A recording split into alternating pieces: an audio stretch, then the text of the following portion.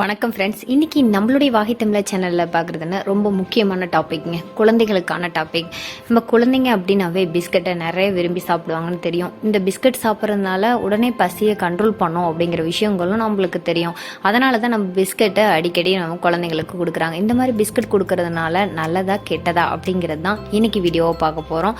சரி, வாங்க வீடியோக்குள்ளே போகலாம். வீடியோக்குள்ளே போகிறதுக்கு முன்னாடி இதான் முதல் முறையாக வாகை தமிழா சேனலை பார்க்க வந்திருக்கீங்கன்னா மறக்காமல் சேனலை சப்ஸ்கிரைப் பண்ணிங்க. நம்மளுடைய சேனலில் மருத்துவ குறிப்புகளும் இயற்கை தொடர்பான பாரம்பரியமான உணவு பழக்கவழக்கங்களையும் பதிவேற்ற செஞ்சுட்டு இருக்கோம்.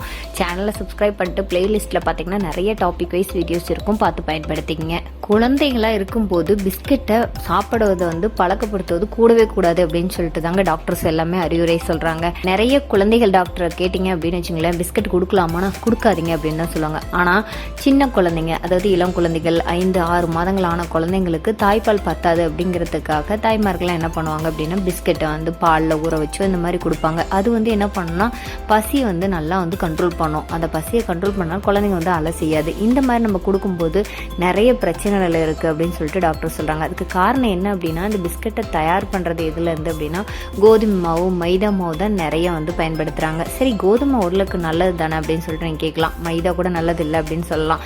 ஆனால் இந்த கோதுமையை நிறைய சுத்தம் படுத்துறதுக்கும், அதாவது வெள்ளையாக்குறது, இந்த மாதிரி விஷயங்களுக்காக நிறைய கெமிக்கல்ஸ் எல்லாம் பயன்படுத்துகிறாங்க. ஸோ இந்த மாதிரி பயன்படுத்தும் போதும் உடலுக்கு ஆரோக்கியமானது கிடையாது. அது மட்டும் கிடையாது, பிஸ்கட் தயாரிக்கும் போது பிஸ்கட் ரொம்ப நாள் கெடாமல் இருக்கணும் அப்படிங்கிறதுக்காகவும் ஹைட்ரஜன் கொழுப்பை சேர்த்துறதா சொல்கிறாங்க. அது மட்டும் கிடையாது, பிஸ்கட் நல்லா சாஃப்டா மொறுமொறுன்னு இருக்கணும் அப்படிங்கிறதுக்காக குளூட்டன் அப்படிங்கிறது சேர்க்குறாங்க. குளுக்கோஸ், ஈஸ்ட், சோடியம் பைகார்பனேட்டு இது சேர்த்துறாங்க. அது மட்டும் கிடையாது, நிறைய கலரான பிஸ்கட்ஸ் எல்லாம் கிடைக்குது. ஸோ அதனால என்ன பண்ணால் அந்த கலருக்காக நிறைய விஷயங்களை சேர்த்துறாங்க.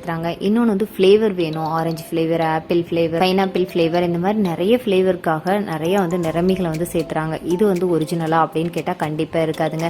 இது எல்லாமே பார்த்தீங்கன்னா ஆர்டிஃபிஷியல் நிறமிகள் தான் சேர்த்துறாங்க. இது எல்லாமே குழந்தைங்களோட உடலுக்கு ஆரோக்கியமானது கிடையாது. இவ்வளவு விஷயங்கள் சேர்த்ததுனால இந்த பிஸ்கட் சாப்பிட்டா குழந்தைங்களுக்கு பசி அடைக்கிறோம் அப்படின்னு சொல்லுவாங்க. பெரியவங்கலாம் சொல்லுவாங்க, பிஸ்கட் கொடுக்காத, ஆரிய கூழ், இந்த மாதிரி கஞ்சி, இந்த மாதிரி விஷயங்களை கூட நிறைய பசி எடுக்கும் அப்படின்னு சொல்லுவாங்க. ஆனால் பிஸ்கட்டு இவ்வளவு விஷயங்கள் சேர்த்தனால பசியை கட்டிக்கும் அப்படின்னு சொல்லுவாங்க. பசி கண்ட்ரோல் பண்ணக்கூடிய தன்மை இந்த பிஸ்கட் இருக்கு. அதனால குழந்தைங்க நிறைய சாதம், இந்த மாதிரி விஷயங்கள்லாம் எடுத்துக்க மாட்டாங்க. அதனால பிஸ்கட் கொடுக்காம இருக்கிறது நல்லது அப்படின்னு சொல்லிட்டு தாங்க டாக்டர் பரிந்துரைக்கிறாங்க. இன்னொன்று என்ன அப்படின்னு கேட்டிங்கன்னா, சின்ன வயசுல இருந்தே பிஸ்கட் சாப்பிட்டு வளர்ற குழந்தைங்க இருப்பாங்க இல்லையா, அவங்களுக்குலாம் பார்த்தீங்கன்னா டைஜஷன் ப்ராப்ளம், அது செரிமான பிரச்சனை ஏற்படுறதுக்கு நிறைய வாய்ப்பு இருக்கு அப்படின்னு சொல்றாங்க. இன்னொன்று குடல் சார்ந்த பிரச்சனைகள் ஏற்படுறதுக்கு வாய்ப்பு இருக்கு அப்படின்னு சொல்றாங்க. ஒரு பிஸ்கட் தானே, 2 பிஸ்கட் தானே, சாப்பிட்டா என்ன ஆயிட போகுது அப்படின்னு சொல்லிட்டு நம்மளுடைய தாய்மார்கள்லாம் கொடுப்பாங்க. ஸோ இந்த மாதிரி கொடுக்கும்போது டெய்லியும் 1-2 அப்படின்னு எடுத்துக்கும் போது ஒரு வருஷத்துக்கு அப்படின்னு பார்த்தீங்கன்னா ஒரு 1000 பிஸ்கட் கிட்ட சாப்பிட்ற மாதிரி ஆயிடுது. இதனால சாப்பிடும்போது அதில் இருக்கக்கூடிய நிறமிகள், அது நீண்ட நாட்கள் கெட்டு போகாமல் இருக்கிறதுக்கு சேர்க்கக்கூடிய ப்ரிசர்வேட்டிவ், அதெல்லாம் உடலுக்கு ஆரோக்கியமானது கிடையாது அப்படிங்கிறது தான் உண்மையும் கூட.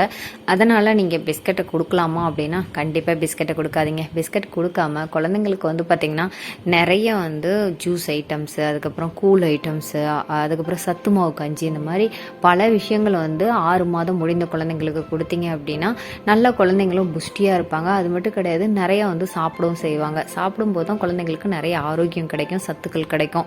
ஸோ பிஸ்கட் சாப்பிட்றதுனால எந்த ஒரு சத்துமே கிடைக்காது, பசியை மட்டும்தான் அடக்க செய்யும் அப்படிங்கிறது தான் இந்த வீடியோ மூலம் தெரிஞ்சக்கூடிய விஷயம். ஸோ கண்டிப்பாக தாய்மார்களான நீங்கள் கலரான பிஸ்கெட்டு, க்ரீம்ஸ் உடைய பிஸ்கெட்டு இதெல்லாம் கொடுக்காம இந்த மாதிரி ஹெல்த்தியான விஷயங்களை செஞ்சு கொடுக்கறது மூலம் குழந்தைங்களை பார்த்தீங்கன்னா நல்லா ஆரோக்கியமாக இருப்பாங்க. நம்மளுடைய சேனலில் நிறைய கிட்ஸுக்கான ஸ்நாக்ஸ் ஐட்டம்ஸ் எல்லாமே நம்ம போட்டிருக்கோம். ஸோ சேனலை சப்ஸ்கிரைப் பண்ணிட்டு பிளேலிஸ்ட்டில் பார்த்தீங்கன்னா நிறைய ஐட்டம்ஸ் இருக்குது, பார்த்து பயன்படுத்திங்க. கண்டிப்பாக ஃப்ரெண்ட்ஸ், இது ஒரு பயனுள்ள தகவலாக இருக்குன்னு நம்புகிறேன். இந்த மாதிரி பயனுள்ள தகவலை தெரிஞ்சுக்கணும்னு நினச்சிங்கன்னா மறக்காம நம்மளுடைய வாகை தமிழா சேனலை சப்ஸ்கிரைப் பண்ணிக்கங்க. சப்ஸ்கிரைப் பண்ணால் பத்தாது, பக்கத்தில் கூடிய பெல் ஐக்கானை கிளிக் பண்ணிங்கன்னா தான் இந்த மாதிரி அப்டேட்ஸ் போட்டோன்னே உங்களுக்கு நோட்டிஃபிகேஷன் சேரும்.